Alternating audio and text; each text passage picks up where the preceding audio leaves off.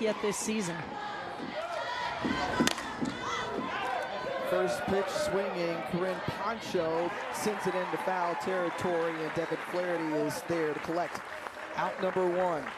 We're taking a look at the Cowgirls coming in as Southland Conference tournament champions from a season ago, facing off against the Southpaw in McKenna Reed. Riley Bouvier is the second batter that she'll face.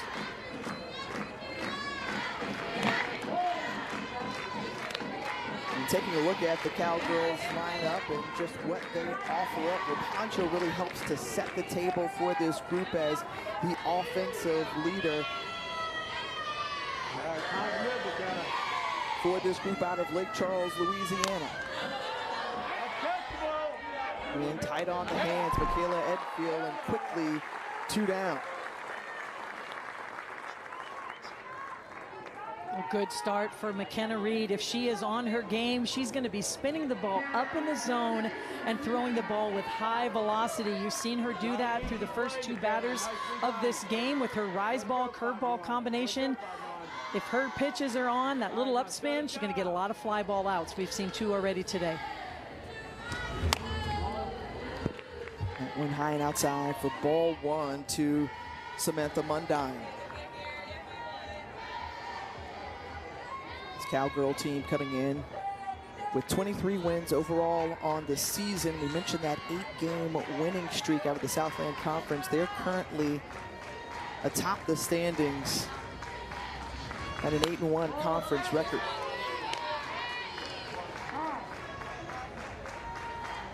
Well, you think about McNeese and you think about excellence within their conference.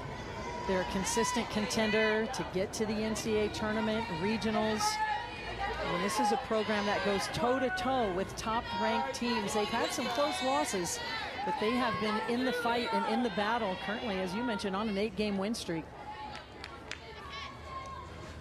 The 2-0 and fouled off by Mundine. Well, the 5th ranked team that the Cowgirls are facing this season. You spoke of the success they had last year, and Coach James Landreneau, 2-time Southland Coach of the Year, trying to follow up for the success that they had. School record in wins and shutouts. They had among the best in the nation, as that one is pulled, and a 2-out base hit for Samantha Mundine.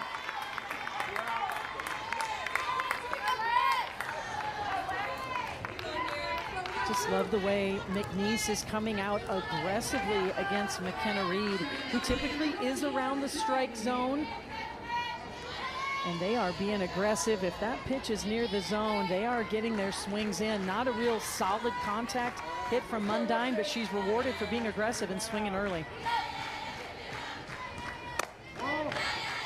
That brings up the 4-hole hitter in Alexis Dibley, a freshman who comes in, a very talented athlete.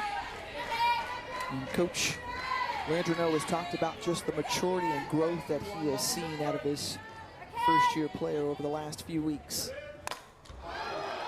Good contact there, sitting into left field and off the wall.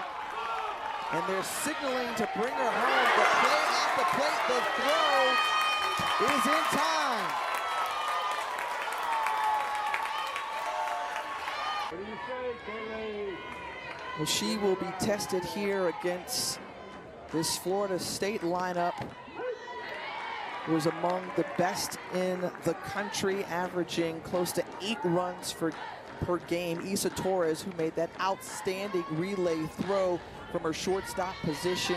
We will be mentioning her quite a bit tonight. She's hitting in the 7th spot and had a wonderful weekend against the Wolfpack.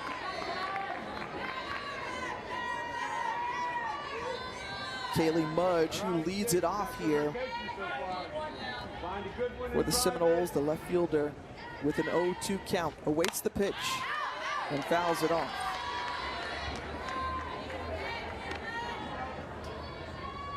Mudge has really been a mainstay in the leadoff position for Florida State. If you followed this program, they played deep into the month of May, into June, and one thing that's been very consistent is Mudge at the top of the order. And she sets such a good tone, as you see there, just can foul off pitches, sees a lot of pitches, makes the starting pitcher really work. Does not strike out a lot, and that's what makes her such an impactful leadoff hitter. Second team All ACC selection a season ago and helped this Florida State team the Champ Series. Runners up last year to Oklahoma, and Lonnie Alameda, who has done a fantastic job throughout her tenure with Florida State, always has this team primed and prepped for deep postseason runs.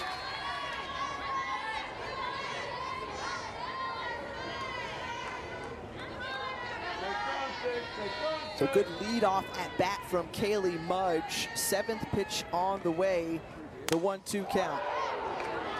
And once more, sliced foul. Well, any pitcher out there knows when you're ahead on a hitter, you can kind of go deep into your toolbox, but it doesn't matter. Kaylee Mudge can really foul off both sides of the plate. She can foul off up and down. She's just really looking for a pitch that she can barrel up and drive. And has such good barrel control. I mean, it's easier said than done. You hear that phrase a lot. We'll just foul it off, you know, stay alive. And you've got to practice that. You've got to practice that in the batting cages. You got to practice that off live pitching. And Kaylee Mudge, one of the best.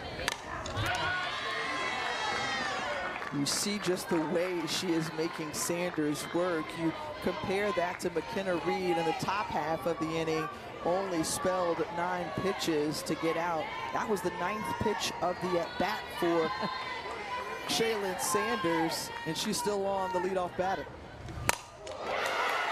A great piece of hitting here from Kaylee Mudge, and Mudge sends it to the warning track and wall, and she's going to try to take 3. The throw and the slide is safe. Well, how about that to start things off for the Noles?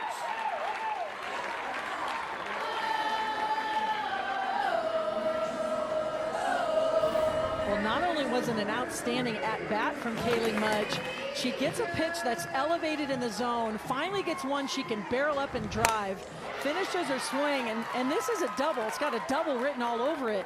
But in the outfield, Dibley and Moreno just have a hard time finding the ball, fielding it, and Kaylee Mudge, as all Florida State players do, take the extra base on the mistake. Well, popped up to Reyna at shortstop, and J.C. Beecham, who has had herself a terrific freshman year, is retired. The second triple of the season for Kaylee Mudge. She's standing 60 feet from home, and Kaylee Harding, a.k.a. Ocho, is coming up to bat.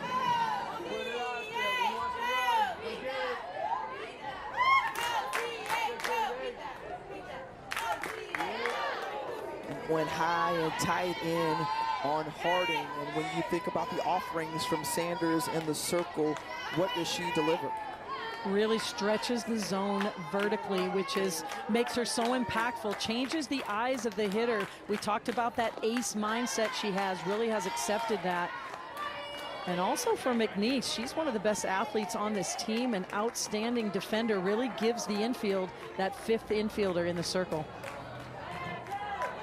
Moving over into that role after Ashley Vallejo is out with an injury for this season, and so is filled in since the #1 pitcher went down with a knee injury. Harding, who has been great in situational hitting, 40 RBI on the season, as this one is lifted into right field, and it's going to be deep enough for Kaylee Mudge to collect the first run of the game for Florida State.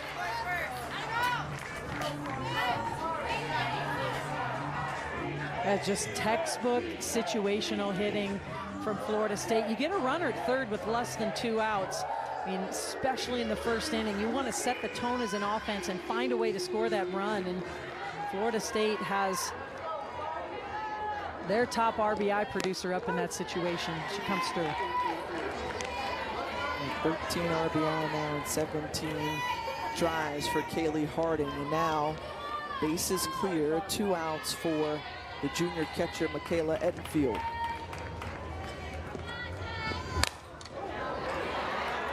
This one pulled to left, drops in front of Moreno, and a 2-out base hit for Michaela Edenfield. Well, just about every batter in the lineup, all but one for Florida State, is hitting above 300. And we talk about just how potent this offense is. Hitting 345 as a team on the season, among helping to be among the top 10 and 20 in another number of other categories.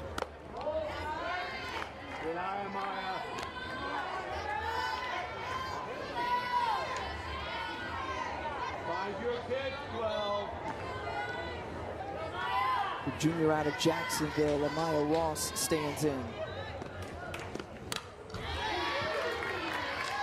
Fouled it off.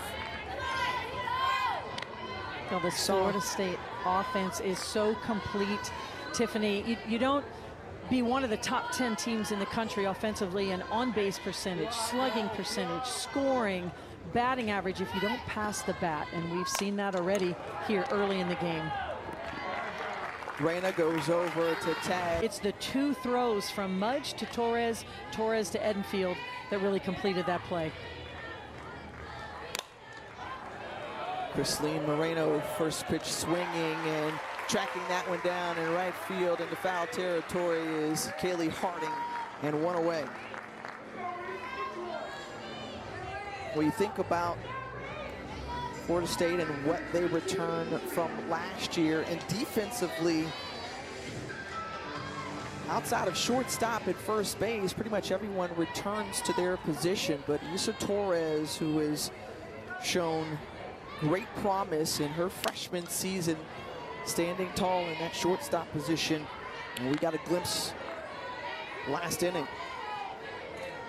Yeah, and you think about incoming freshmen, of course, pitching. The pitching position is a challenge, making the adjustment, but defensively, it's catching and the middle infield positions, because there's so many decisions to be made, and Torres has handled that beautifully. And, you know, it helps to have a veteran in Devin Flaherty as your middle infield partner, and you know, she's been a real leader for the infield, another long-time starter in the Seminoles defense and batting order. Really helped Torres along as well.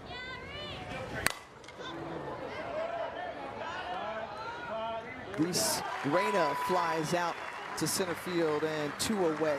When you think about that left side, you've got Jason E. Beecham, who also is in her first year in the program along with Issa Torres. So it's some newness there, but Beecham has held down that hot corner down at third. Maya Ross, who has earned her right on the field over at first base. Bella Perez, the catcher, who's called into action. Again, injuries have plagued this Cowgirls team this season in some key positions.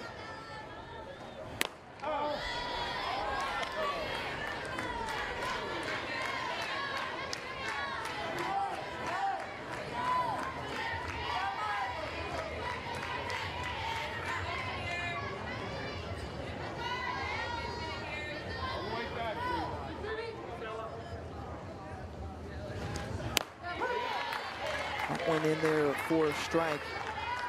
We talked about Vallejo and her knee injury, out for the season. Another outfielder, and Aaron Ardwan will be gone as well. Emily Phillips, they hope to get her back before the end of the season, but until that time, Bella Perez has been filling in nicely. And Coach Landerneau talked a lot about how proud he was of his team. You know, no one has skipped a beat. It's been next player up, and they have stuck together. They have battled together, and he's just really proud of the type of culture and the type of leadership within his program this season. And, you know, you and I both know it all starts at the top, and, you know, credit to their coaching staff. This is a very young coaching staff outside of Coach Landerneau, but they believe in the culture. and they practice hard. It's that, you know, when you're a role player and you don't have that chance to start right away, you got to work while you wait, and that's what those players have been doing, and certainly have an opportunity now to shine. Full count, and this one sent into deep left field, and a 2-out double for Bella Perez.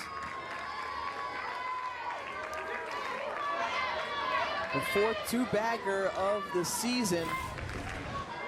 Let's take another look at it here. And last season, McKenna Reed could rely on her velocity. She was a new kid on the block. Not a lot of people knew what she was going to do. And this year, she continues to work on her off-speed pitch. But we haven't seen it so far here today, Tiffany. She may need to pull that out of her toolbox here as McNeese is not fooled by her speed, her velocity. And they've taken some time, as all three McNeese hits so far tonight have come with two. I have a feeling she went out and talked to McKenna Reed about spinning the ball through the zone. And when you can spin the ball through the zone, throwing it in the upper 60s, you're going to get a lot of fly ball outs, a lot of swings and misses. We have not seen very many swings and misses from this McNeese squad so far, and that just tells me there's not a lot of spin on the ball. They're not being fooled. Mariana Torres stands in, 2 balls and a strike to the senior. The Torres name is very popular at Joanne Graff Field here tonight, as her younger sister Isa Torres is standing at shortstop for Florida State.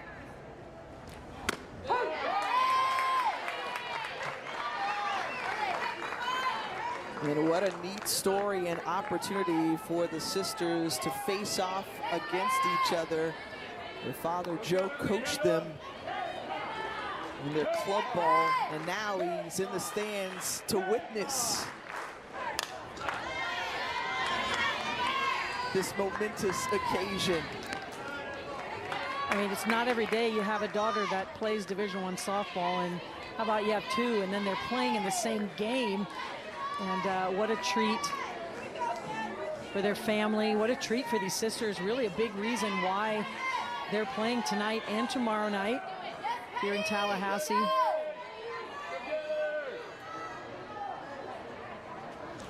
The 2-2 to Torres. That ball high, and second full count of the night for McKenna Reed.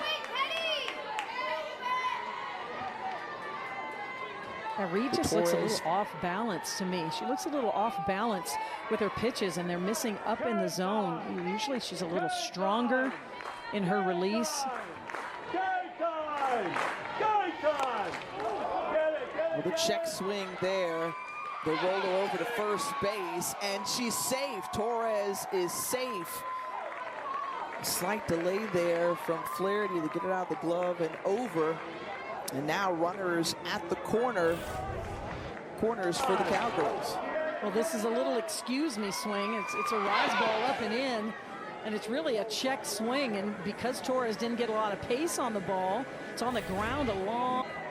We see Coach Alameda, who had a quick conversation with McKenna Reed in the circle, just trying to settle her down and focus on getting the final out of the inning. Here's the 9-hole hitter in Briley Ford.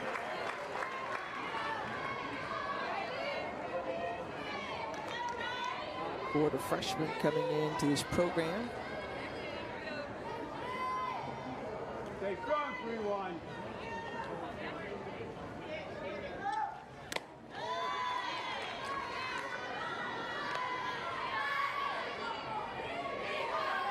And if you're Ford, do you just kind of sit back and wait and see what Reed's going to offer up?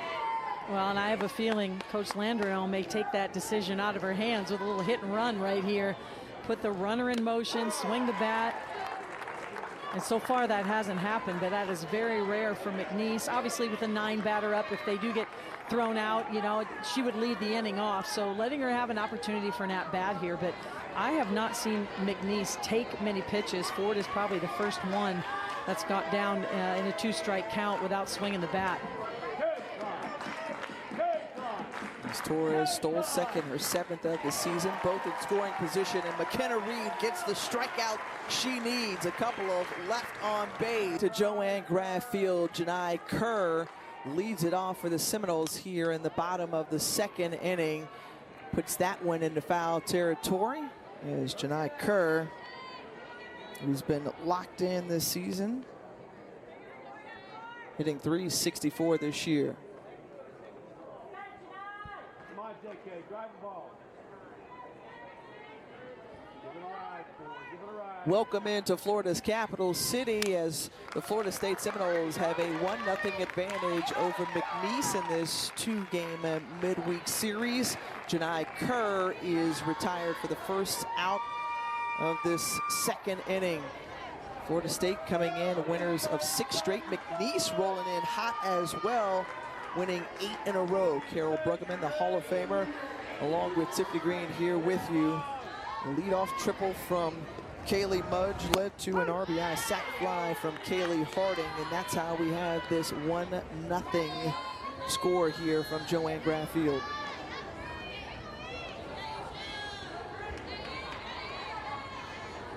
The freshman Issa Torres out of the Austin area holds off there. The look down to third base. Umpire says she did not commit.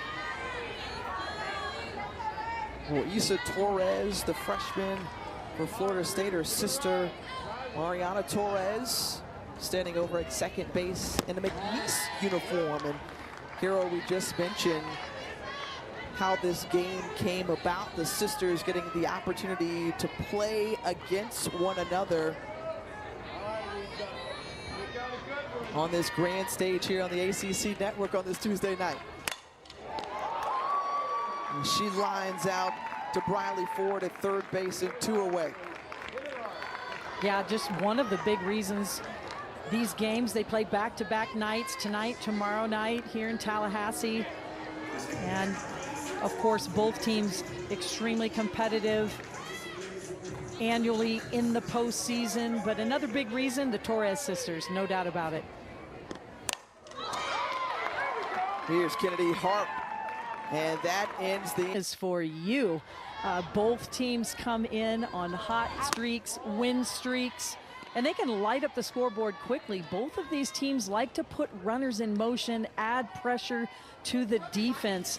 And this McNeese offense really plays with no fear. They have good speed and power throughout the lineup. 10th in the nation in stolen bases. For McNeese, it is go time every pitch. They really force the defense to play uncomfortably fast. Corinne Poncho leads it off here in the inning. She's the top of the order. Poncho, who has really gotten it going for this group. One of the best home run hitters in the country, 10th in the nation with 13 big blasts this season. McKenna Reed, who didn't take very long to get out of that first inning. They made her work a little bit more in the 2nd inning, and now Poncho, 2nd time around. We'll see what she figures out. Well, and you may wonder, why is one of the best home run hitters in the country hitting in the leadoff spot? And it's a very simple answer. Coach Landreneau wants his best hitter to have the most at-bats possible. Well, that's the leadoff spot. Very similar to someone like an Aaron Koffel at Kentucky, who's their home run leader. Same thing. Coach Rachel Lawson puts her in the leadoff spot. And then the question becomes, who do you hit behind your best hitter? And because a lot of teams will pitch around the best hitter, but it's worked very well for McNeese. They really love Poncho in that leadoff spot. And if you look at the batting order for McNeese, they've really got 4 or 5 hitters really stacked together. Their top hitters, a little bit of a drop off 6 through 9. So allowing Poncho those opportunities is very important for McNeese. And going chasing upstairs and couldn't catch up to the heat from McKenna Reed. Her 2nd strikeout of the game. And probably the best pitch we've seen from McKenna Reed. This is a low rise ball that breaks late, jumps to the top half of the zone. A lot of good spin on the ball. We haven't seen that type of spin in the first 2 innings from McKenna Reed. We've seen some spin, but that real tight spin, 6-12 spin on the rise. That's the first time we've seen that for the strikeout pitch. Riley Bouvier sends this one into center field. Kennedy Harp is there, and 2 down. McNeese has not been fooled by McKenna Reed's speed or that ball up in the zone. We've seen a lot of loud outs like we just saw from Bouvier right there, really barreling the ball up, staying strong through the top of the zone. We haven't found a lot of hits yet, but certainly making some noise with their bats. Lefty Samantha Mundine has one of the 4 hits for the Cowgirls tonight. Mundine, who has been producing this season, see better than 350 in terms of the batting average this year. And recorded 2 or more hits in 5 of the last 7 games. So it speaks to her production, especially as of late during this 8-game winning streak. And the lefty pulls it over to Devin Flaherty at second base. On the other side, you think about the guard play of DJ Horn, and it's good time in Raleigh right now as the play in time, making it and getting out Devin Flaherty, the very speedy Devin Flaherty.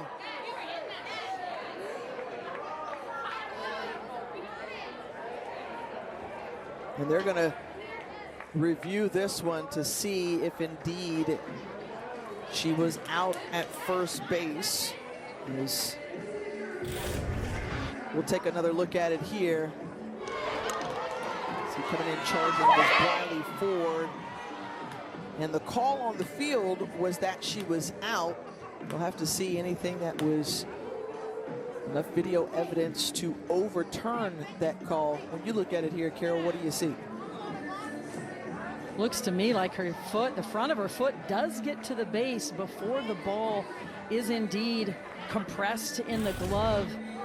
Just something Flaherty is so good at, just the element of surprise. She gets the first pitch down. There's no fouling it off. There's no chance for the defense to adjust.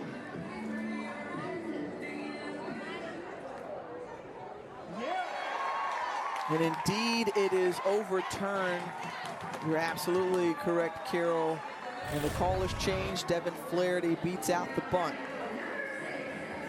Yeah, just the toe of her foot, that she gets the front of the base, which is what every runner is going for. Obviously, it's the shortest distance. She's able to hit the front of that base in stride, and they get a leadoff batter on.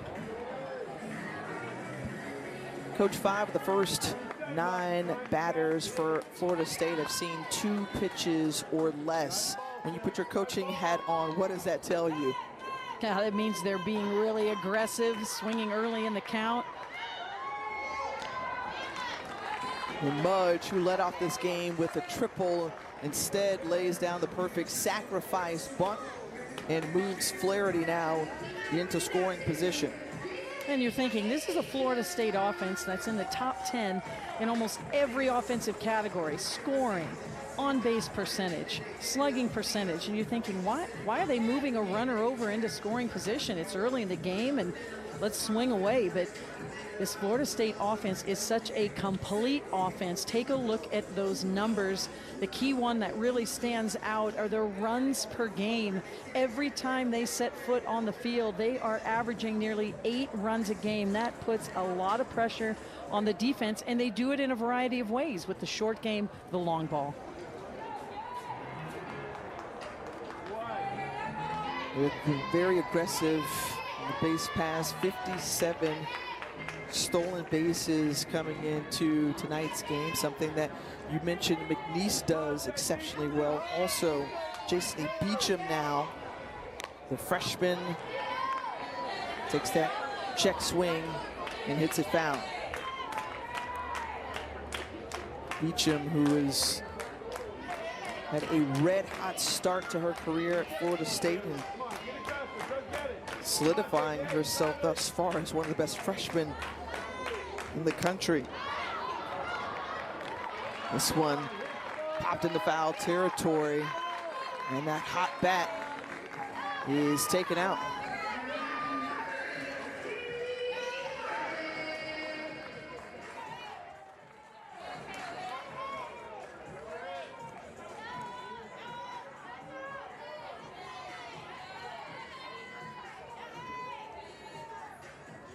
So Kaylee Harding now steps in. Remember, she's responsible for the lone run of the game. RBI sac fly back in the first.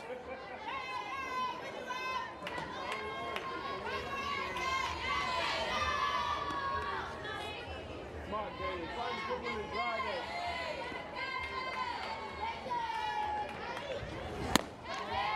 Well, this is a little snap throw down, not in time, but this is the hitter. If you're Florida State, this is who you want in an RBI situation. Kaylee Harding, top 20 in the country in RBI, leads the team. Some hitters just have a knack for stepping up and meeting the moment, finding a way to, what I call, clutch up and drive the run in. And in this situation, with the speed of Flaherty at second base, all it's going to take is something to the outfield. And she's coming off a great series against the Wolfpack, picked up 8 RBI this past weekend. A couple of doubles, a couple of home runs as well, and not taking any chances. And they walk Harding, so 2 aboard now, and Edenfield will step in. Edenfield, cleanup hitter, singled her last time up, and this is where Florida State can be dangerous. Doesn't matter how many outs you have on the board, none, 1 or 2. They have found ways to produce. Such a good hitting team with 2 outs as well. Is hitting very close to 340 on the season with 2 outs, and that means they know how to extend innings, they know how to rally, they know how to pass the bat. Coach Alameda is so proud of her team's preparation on offense, leading to these moments. Edenfield swings aboard of that one, sends it opposite field and out! Michaela Edenfield put the power behind that one. The 3-run homer, her 10th of the season. And it's 4-0 Florida State.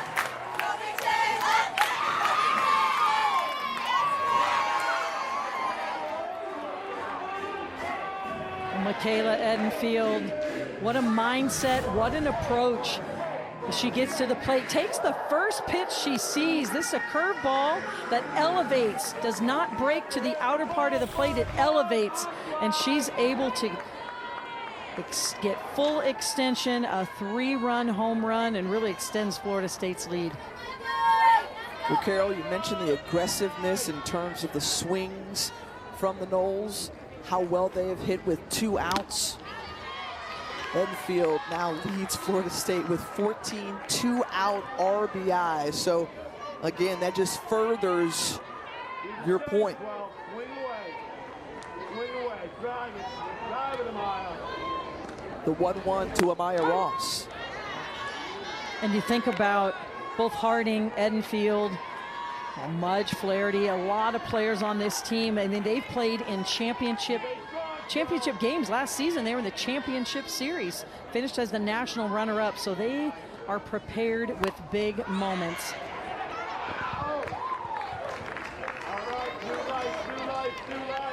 Exactly that. Reached the Women's College World Series Champ Series 2 of the last 3 years. National runners-up a season ago. Remember, they won it all back in 2018.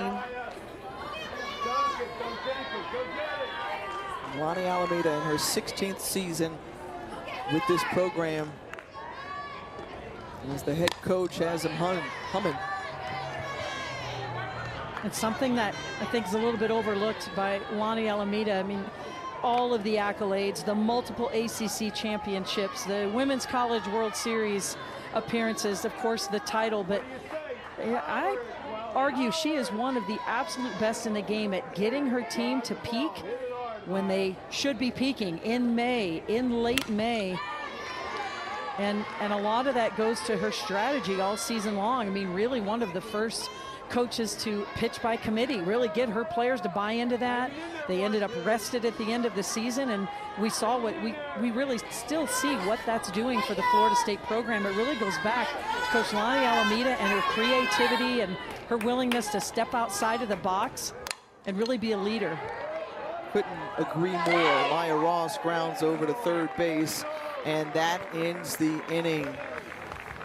Well, fourth inning, McNeese head coach James Landreneau joining us now. And coach, your team on an 8-game winning streak. Pitching has been an important part of that. What have you seen out of your starter, Shaylin Sanders, tonight?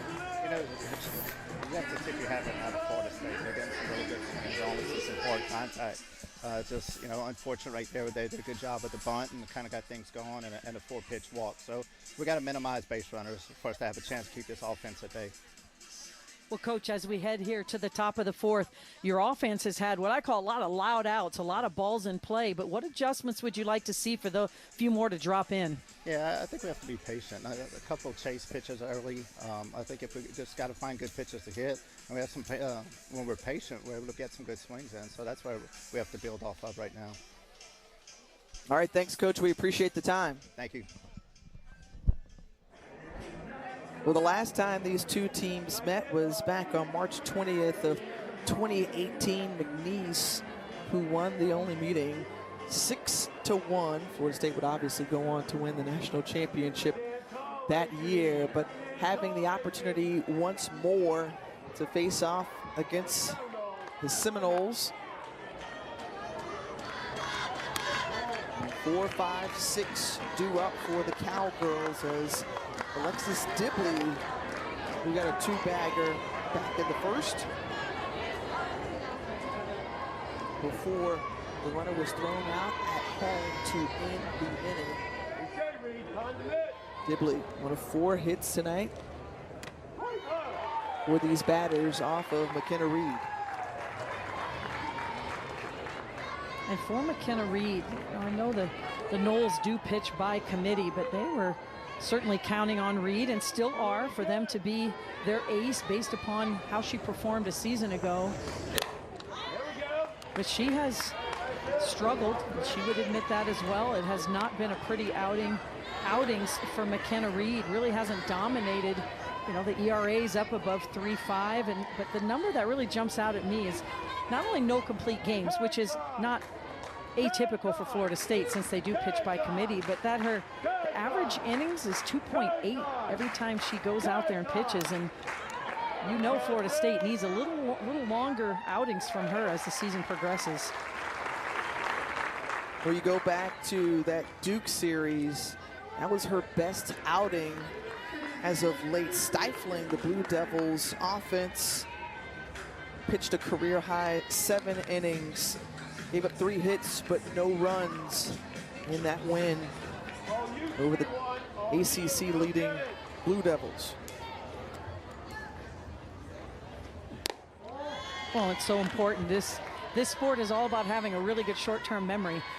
You can hit a home run one at-bat and come up the next at-bat and you know, have a very different result. So with McKenna Reed, so important, as her coach reminds her all the time, to stay in the present, stay pitch to pitch. It is easier said than done, as any player and coach out there could tell you.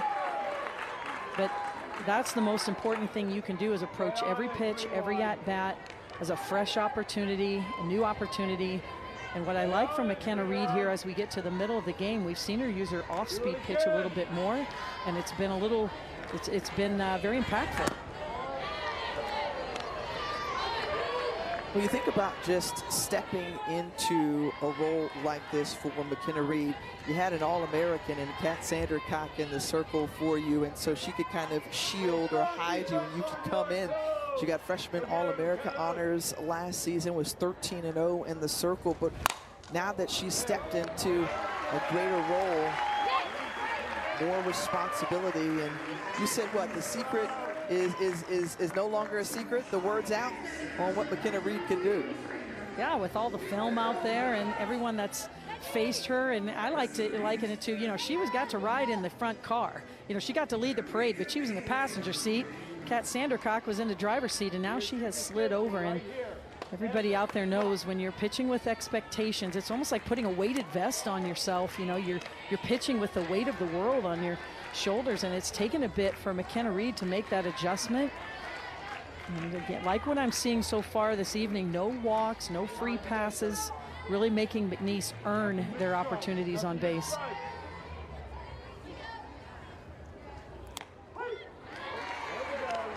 '50th pitch from McKenna Reed, and it's in for a strike.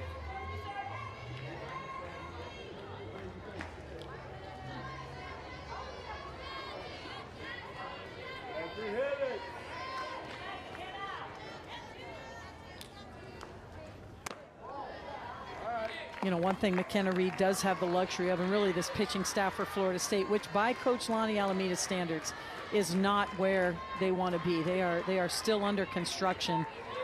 The ERA's up, the amount of hits up, long innings. But McKenna Reed has the pleasure of having one of the best offenses in the country, you know, on the other side of the ball. So they definitely can fight back and battle, never out of any game. Yes, now Florida State head coach Lonnie Alameda. And Coach, we were just talking about the pitching of McKenna Reed and how she is managing and weighing those expectations coming in to this season. The 4 innings that you've seen her throw thus far, how would you evaluate? Yeah, I think it's been awesome. I mean, McNeese is a good club. They swing it. They obviously have a game plan against her. So being able to go some off speed and some other locations than we normally do has been pretty cool to see her. And she's still developing, and she likes the challenges of it. She's a very driven pitcher, so it's kind of fun to see it come to fruition. Well, Coach, Kaylee Harding and Michaela Edenfield, both RBIs already tonight. They've had so many RBI throughout their career. What makes them so good in those clutch moments for your program? Hi, Carol. How are you? I'm good. I think that, you know, when you become a little bit older and you get to that professional mindset, it's just your reps, you know. It's your daily reps. It's your mindset to make sure you do a little lot. You know, they're here every day in the cages. They're getting after it, you know, but it's not hours of work. It's 15, 20 minutes of work, and they're really putting their mindset to how to beat pitchers.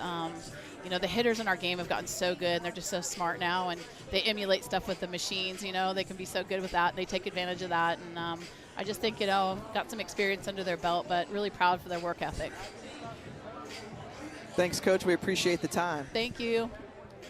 She was also kind enough to not muff me there. It's 3 innings pitch from McKenna Reed. She's going into the 4th inning, and obviously you all share a significant tie as Hall of Fame inductees this past December, and what a terrific and wonderful honor it was for you all to be recognized for just the great work that you've put into this sport of softball and helping it to grow. And yeah, we've got to shout you out a little bit. The NFCA Hall of Fame induction ceremony. These are photos of that special night.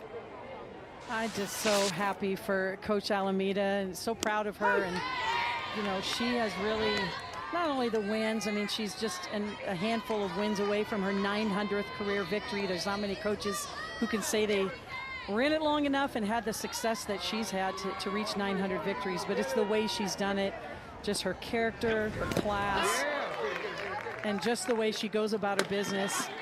First out of the inning there for McNeese, but she just always has been one to push the envelope, and she's very caring about her own program, but she also can see the big picture of our sport and has really challenged the status quo. And one of the ways that stands out to me is she's really one of the first coaches to really buy into pitching by committee, making it work, and making some deep postseason runs with it. Well, you just think back to Lacey Waldrop, and obviously we saw Kat Sandercock last year, Daniel Watts. There have been so many different arms that have been thrown, and I'm probably missing out on some obvious or key ones as well, but it's just been that type of, you know, turnover where you just continue to pass the ball. Megan King, I think about, you know, Kaylin Arnold was there. There have just been so many arms in the circle that have had great success, but buy-in is always the key for any coach. As now 2 down April 7th, it's an ACC softball doubleheader right here on the ACC Network. And already in this young ACC season, maybe halfway through, and Duke coming up with their first sweep of Virginia Tech. Blue Devils have won all 4 series thus far. 4 teams currently ranked in the top 25 of the Atlantic Coast Conference. And this one pulled on by Kennedy Harp, and a 2-out solo shot to left.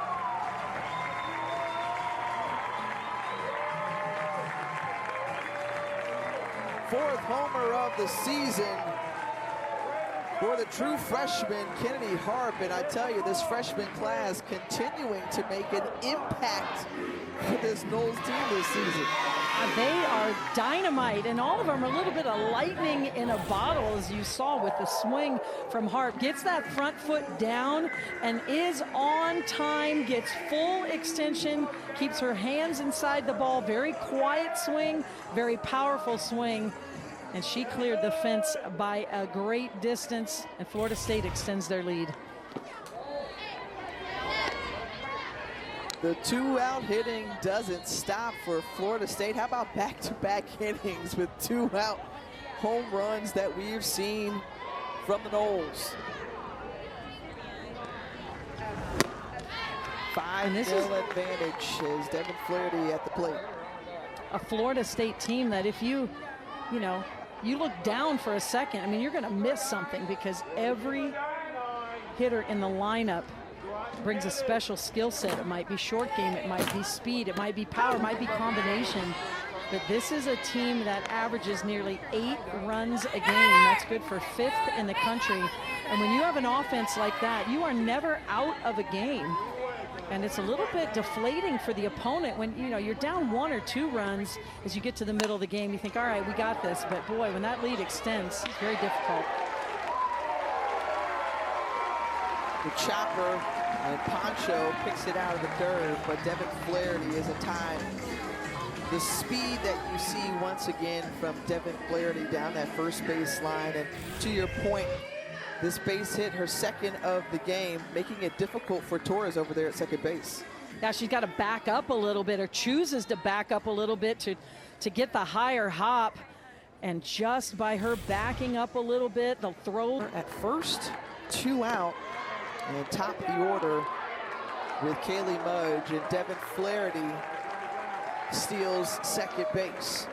That was like a blink of an eye, and quickly 60 feet advanced.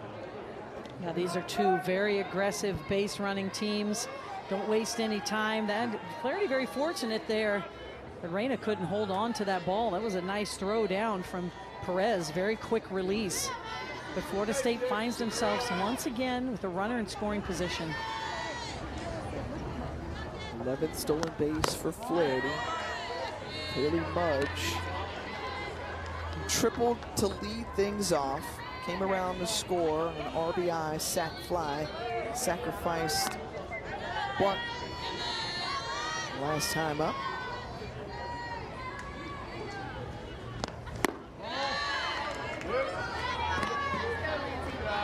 Mudge is so disciplined and has such good strike zone awareness. Rarely do you see her swing at a pitch out of the zone. We talked about it in her first at-bat of the game. Fouled off a lot of pitches. Finally got a pitch she could drive.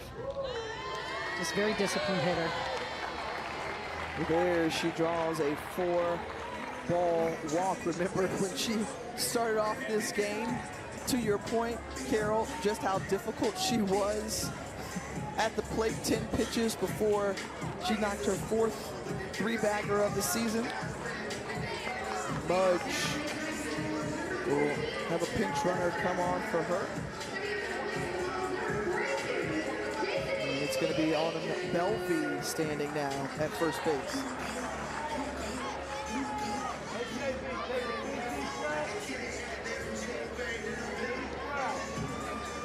Jason E. Beecham, who came into tonight's game, 2nd best batting average in the conference, #2 in hits as well.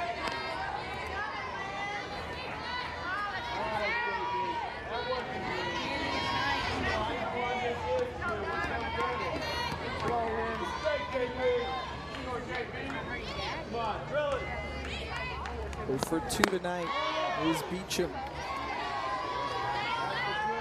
Well, Neese has a plan against Beecham. They have really pounded that inside part of the strike zone. See Beecham in this at-bat back off the plate just a little bit.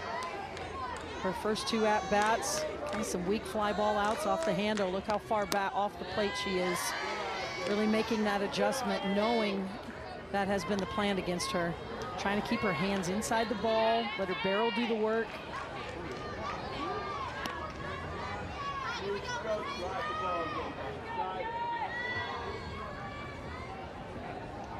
The 2-1.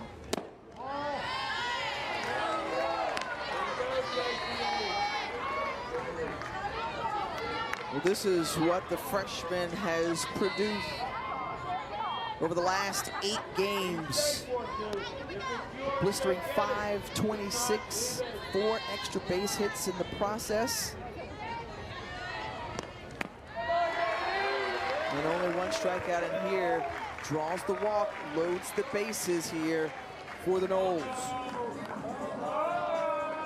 Well, not the change of tempo, change of momentum that McNeese was looking for. Davis comes in, 2 batters faced, 2 walks. And now it's dangerous territory with the best RBI producer on the squad coming up in Kaylee Harding. And Sari on his staff.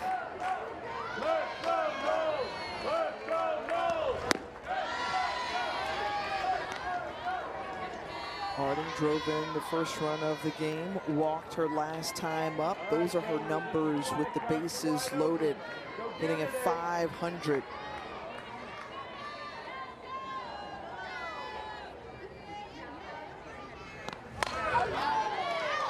Big swing there, goes foul. You know, that we look at all the numbers for Florida State, Tiffany, all the home runs, the RBI, the on-base percentage, we've talked about them because they're just so impressive. I mean, this is a team that can score a lot of runs in a lot of different ways, but something that should be noticed as well is the amount of times they draw walks. And this one just past the glove of Torres over at second base. 2 runs will come across. And what should have been a routine play there instead extends the inning and allows Florida State to play 2 more. Well, Coach James Landreneau said, hey, look, we can't give up free passes. We have to play clean defense. But the miscues here in the bottom of the 4th, biting the Cowgirls. Yeah, no doubt about it. This is a Florida State team that already averages, they're almost at their average of scoring runs in a game. And when you give them additional at-bats, free bases, they will make you pay.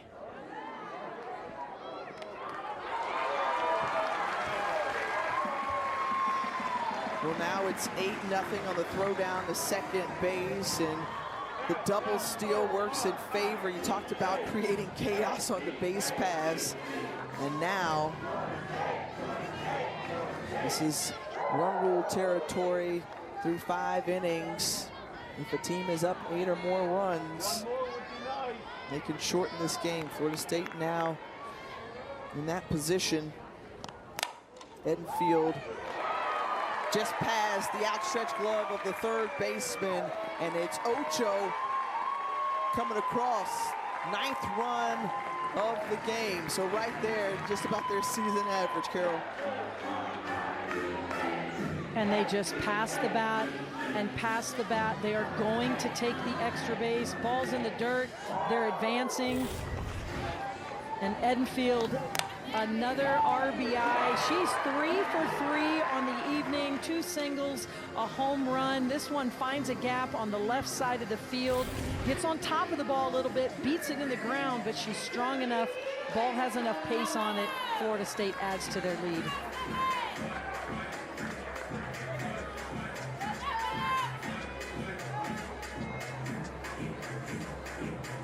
Maddie Fry comes in as the pinch runner. She's standing at second base, the sophomore of Roots, Florida, the Tampa area.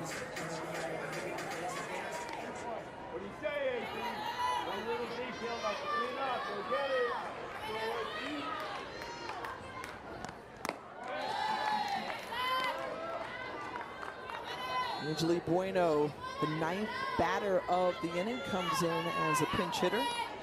Bueno, bueno, go get it.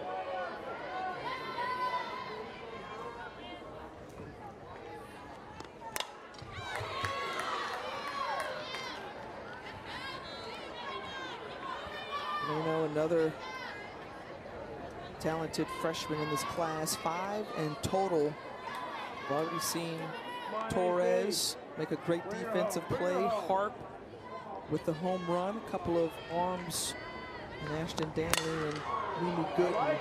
That one smack foul from Bueno, an infielder, along with Jason E. Beecham, who holds down third.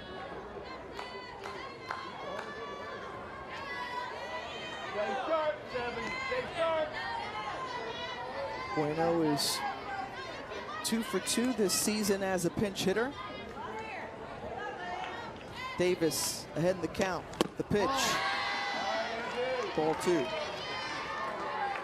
And talked a little earlier about the amount of walks that Florida State draws. This point in time in the season, coming into the game, just 79 strikeouts and 140 walks. Just another way to show how well this offense is performing. They do not swing at pitches out of the zone. When the pitch is in the zone, their timing has been right on point. But I think that's the most frustrating thing if you're a pitcher, is you do have to bring the ball over the zone, make sure it's spinning on the corners, because they have such good plate discipline. And we see another walk. They were 3rd in the country last year with 249 walks, and here we've seen in this inning alone 3 walks given up since Lindsey Davis has come in relief. You talked about that patience at the plate, and it has certainly paid off in more ways than one. Factors into their offensive formula in addition to what they already do.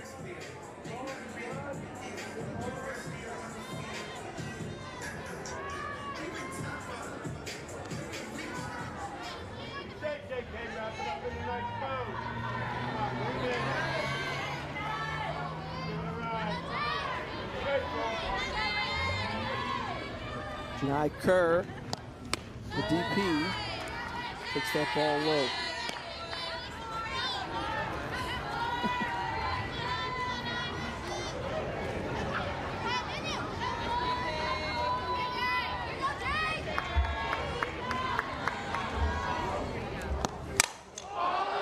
And Kerr gets a hold of that one, and nobody's gonna get to it. Home run, 2-run blast for Janai Kerr, 3-run shot rather.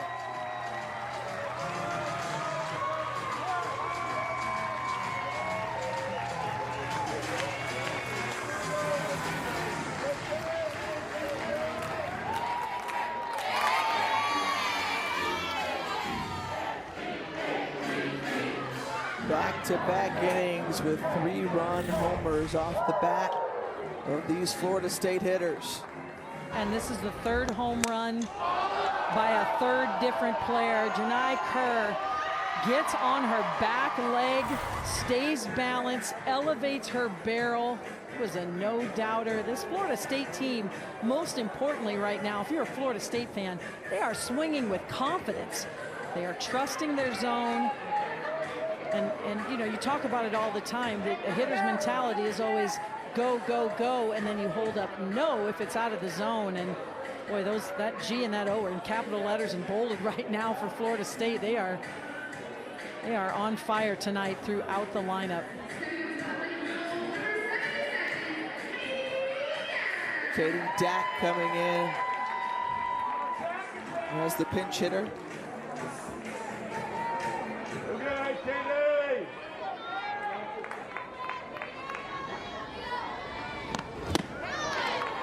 Dack, big cut there, swing and a miss. Well, and you think a lot of teams that when they go to a pinch hitter, you know, they might have some success, but not a great deal of success. Pinch hitting is hard. Cold, you're coming off the bench, but Florida State, they're still hitting over 300 as a team in a pinch hitting situation. They have over 40 opportunities, and that just shows you the depth of their team and the preparation of their team. the amount of work that goes into studying the pitcher, not only the preparation before the game, but during the game. A lot of success. It always feels like there's such an art or science to pitch hitting, you know, when you come in, because you're talking about just, you haven't swung, you haven't been in motion quite that way. And so for a player to come in and have success doing it, I happen to believe is one of the greater arts and skills you can have. Well, there's no doubt about it. And, you know, any coach, any hitter will tell you 75% of it's, you know, between the ears. Just having the confidence and having the mentality you can do it, having a good approach. And Dak hits this one over to second base, and that gets the Cowgirls out of. All with 2 outs in that situation. And just 52 pitches so far through 4 innings. Just a low pitch count, being efficient through the zone. Florida State, who has flexed their muscles offensively all season long. You saw a program best that they put up against Pitt in their second ACC series of the season. Most runs scored in a 3-game series against an ACC opponent.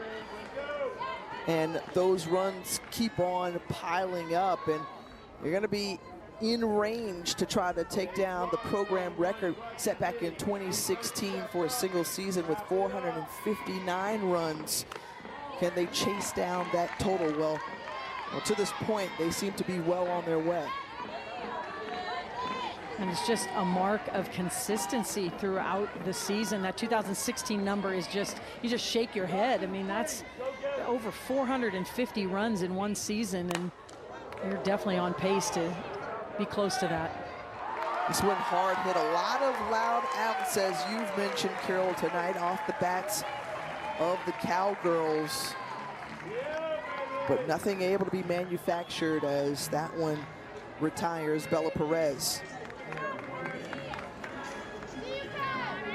And then you've got the speed of the outfield. Florida State outfield really cover a lot of ground. Kennedy Hart made that catch look easy, went all the way to the warning track. Heading back to the dugout, her numbers tonight, a couple of strikeouts, no walks, and no runs, given up off of 4 hits.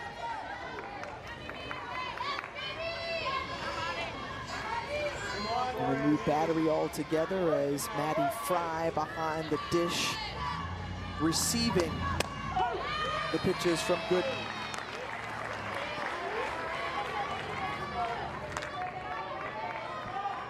And this is what you like to see from a relief pitcher coming in. We talked about the role of a pinch hitter, coming in, being focused, making a difference, immediate impact. Same thing when you're a relief pitcher, just wanting to establish the strike zone, establish yourself, set a good tempo for your defense. Work from ahead. Take time! Take time! Take time! Take time! Take time!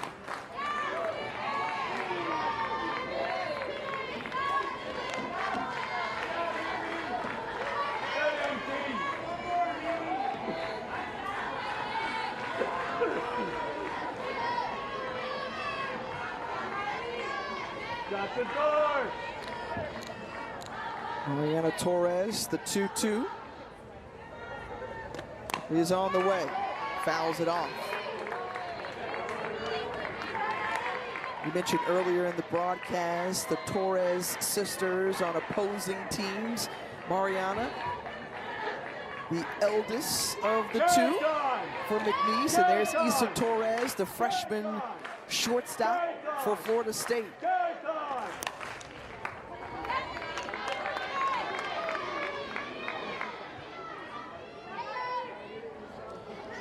Fun battle between the 2 as the younger Torres really excited for the opportunity to have played with her sister for just a short stint in high school.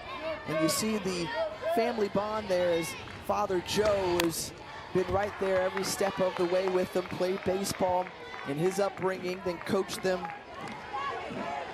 in club ball.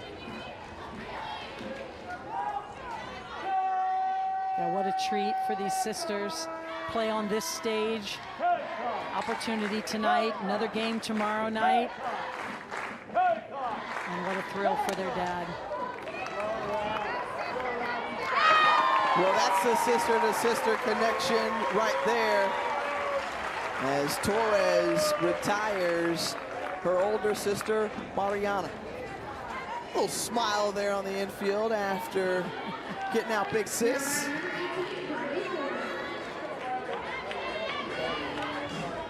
But you know there's going to be a conversation about that afterward, right? Dad's going to break that down to say what Issa did well, right? Mariana's going to say, I'm still older. And she's going to probably tout that she's still better, knows more. And she's also going to say, I'll see you tomorrow night. That's what she's going to say. Give me another shot. A couple of talented young ladies right there.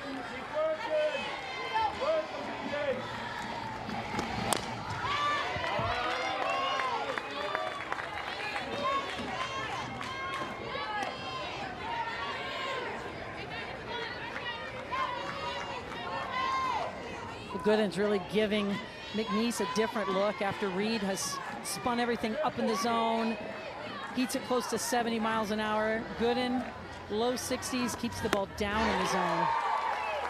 And that does it as Mimi Gooden gets the outs needed, and Florida State with a run rule victory, 10th